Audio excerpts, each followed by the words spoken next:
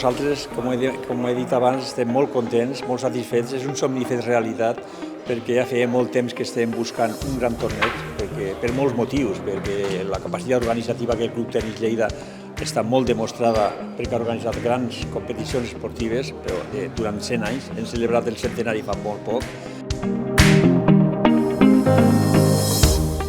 Nosaltres esperem, com cada any, que una afluència de gent cada vegada és més gran, perquè la gent ja sap que hi ha un torneig a la Bisbal d'Empordà i la gent ve de Girona, de Barcelona, ve de per tot, no? I per això nosaltres aquest any hem canviat de data precisament per poder oferir al públic en general un nivell més alt de jugadores, no?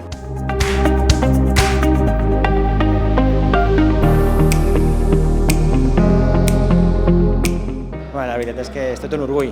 Això vol dir que les coses a Catalunya es fan bé i que realment poder tenir dos grans esdeveniments d'aquest tipus, 2 de 125, podem dir que és les poques regions a nivell europeu i mundial com a tal, que Catalunya es faci en 2 de 125 demostra que el teixit associatiu català fa bé les coses i de la mà de la federació podem consolidar aquests projectes.